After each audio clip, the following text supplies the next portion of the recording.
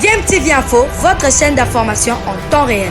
La politique, la santé, le sport, les faits de société, la musique, les rumeurs et bien plus encore.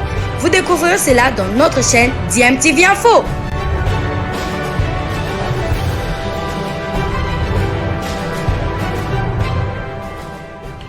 Vous êtes sur DMTV, bonjour ou bonsoir, tout dépend de l'heure à laquelle vous nous suivez. Tout plaisir est pour nous de vous retrouver, mais surtout de savoir que vous êtes nombreux en train de suivre votre chaîne YouTube DMTV. DMTV qui vous propose l'actualité, vous propose également des analyses et des réflexions sur des sujets d'actualité, sur des faits sociaux, tout simplement sur des réalités que nous observons ici chez nous en République démocratique du Congo. C'était en présence des présidents des deux chambres du Parlement, des membres du gouvernement et des représentants des corps constitués que le chef de l'État, Félix-Antoine Tshisekedi, avait lancé les travaux de construction et de réhabilitation des infrastructures sportives devant abriter les 9e Jeux de la francophonie qui se dérouleront à Kinshasa du 19 au 28 août 2022. La cérémonie liée à cet événement a eu lieu au stade Tata Raphaël à Kalamou. C'était le vendredi 9 avril dernier. Présent sur les lieux, le gouverneur de la ville de Kinshasa, Jantini Ngobila Ambaka, avait indiqué et rappelé que l'organisation des 9e Jeux de la francophonie à Kinshasa, la plus grande ville francophone de par sa démographie, marque le retour de la RDC dans les annales des grands événements après le sommet de l'organisation de l'unité africaine OUA en 1967, le combat de boxe entre Mohamed Ali et Georges Foreman en 1974 et le sommet de la francophonie en 2012. De son côté, le ministre des Sports et Loisirs de l'époque, Amos Mbayo Kitenge, avait affirmé que l'aménagement et la réhabilitation des infrastructures sportives viennent répondre au manque d'infrastructures sportives dont souffre le sport congolais. Pour sa part, Didier Chioyo, haut représentant du chef de l'État au comité national des 9e Jeux de la francophonie, s'était félicité de l'implication du président de la République dans la réussite de ce grand rendez-vous sportif des Jeux des jeunes de l'espace francophone. Le vice-premier ministre, ministre en charge des infrastructures et travaux publics de l'époque, Willy Ngopos, avait rassuré quant à lui sur le respect du délai d'exécution des travaux. Plus de 3000 jeunes talents des pays francophones sont attendus à Kinshasa pour participer à ce grand rendez-vous sportif, culturel et fraternel. Avec au programme une dizaine de disciplines sportives individuelles et collectives. Parmi les sites choisis à Kinshasa figure justement le stade Tata Raphaël avec la construction d'un gymnase et un village de jeux, le stade des martyrs de la Pentecôte, l'échangeur de l'Imité et la foire internationale de Kinshasa. Accueillir les Jeux de la francophonie est une lourde responsabilité qui nécessite une préparation minutieuse et un défi bien évidemment. La République est un défi de taille à relever pour la République démocratique du Congo qui ne dispose pas suffisamment d'infrastructures sportives adéquates pour des compétitions internationales. Les 9e Jeux de la francophonie à Kinshasa seront certainement l'occasion toute rêvée de remédier à ce manque,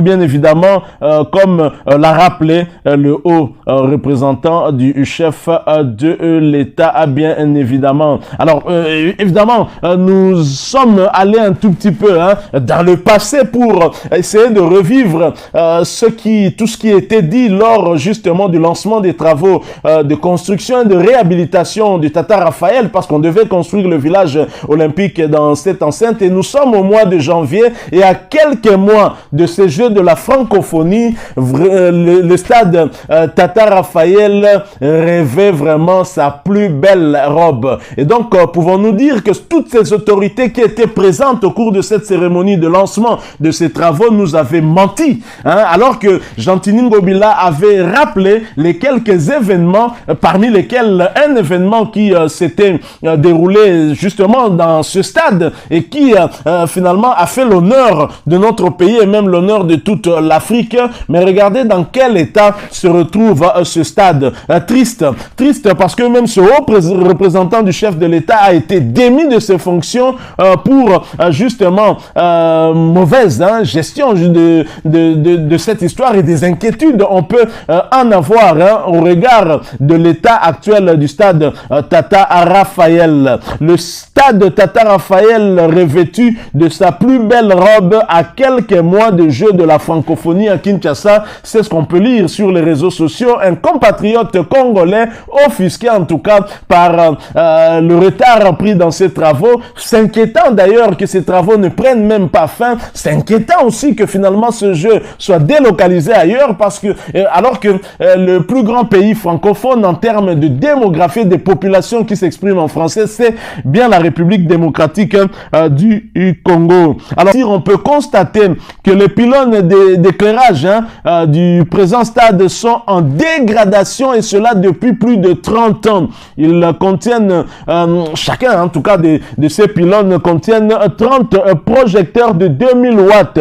Sur les 4 pylônes recouvrant le bâtiment, seuls 2 situés du côté ouest du stade fonctionnent mais avec moins de 3 projecteurs chacun. Oh, Kindokité, vraiment, franchement, ça nous attriste. Tout ceci, c'est un spectacle macabre. À part cela, la piste athlétique extérieure du stade Tata Raphaël faisant le contour du bâtiment, mesurant 1 km de long, cette piste doit normalement servir d'espace pour le cyclisme lors de ces 9e Jeux de la francophonie. Pendant ce temps, sa réhabilitation n'est pas encore faite. On déplore comme on déplorait en tout cas quelques ouvriers qui sont commis justement à ces travaux de réhabilitation et dont les moyens ne semblent pas suivre. Alors cela évidemment va de connivence avec cette piste athlétique intérieure du même stade Tata Raphaël faisant le contour du terrain du stade Tata Raphaël. Elle mesure 450 mètres de long. Il faudrait y placer le carpet, soit le tapis rouge pour des courses de l'athlétisme. Et jusque-là, comme vous pouvez vous en rendre compte sur ces quelques photos, vous voyez que l'état de ce stade, en tout cas en l'état actuel, je ne sais pas si ce stade peut accueillir ces 9e Jeux de la francophonie. Et dans l'entretemps, de l'autre côté, juste à côté, nous allons encore nous fâcher. Le Rwanda voisin attend que la République démocratique du Congo ne soit pas capable, justement, ne soit pas prête avec ses infrastructures pour que le Rwanda puisse accueillir à la va-vite cette compétition. Nanya Loka congolais, franchement, c'est triste.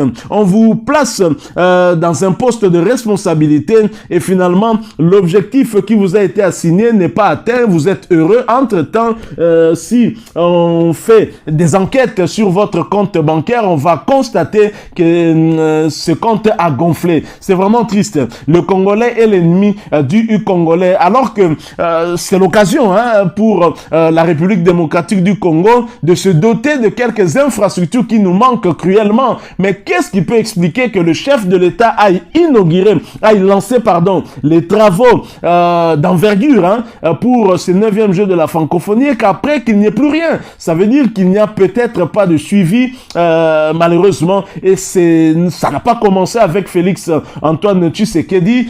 Que dire du régime Kabila qui a même visité le stade municipal de la commune de Bandalungwa, mais ce stade qui demeure inachevé jusqu'à ce jour. Donc liana bango mbongo, permettez-nous que nous nous exprimions un tout petit peu en lingala. Liana bango mbongo, melambongo ya ba congolais stade wane tikala bongo, alors que c'était un stade qui était à découvert où les jeunes de Bandal ont toujours joué sur ce terrain. Beaucoup ont appris le football là-bas. Ils sont devenus des grands joueurs que l'on connaît. Un joueur comme Mbalambuta Biscotte s'entraînait sur ce terrain-là avec son équipe de l'Estar. Le dernier club Motema Pembe à un certain moment s'entraînait également là. Alors on a eu à clôturer comme quoi on allait faire des travaux. Jusque-là, rien du tout. C'est un pays spécialiste d'inachevé et c'est vraiment triste. Ça nous fait d'autant plus mal que nous espérons que ce sujet que nous venons de faire pourra interpeller ces autorités et que les choses peuvent changer maintenant, à compter de maintenant. Ça ne va pas. Je crois qu'il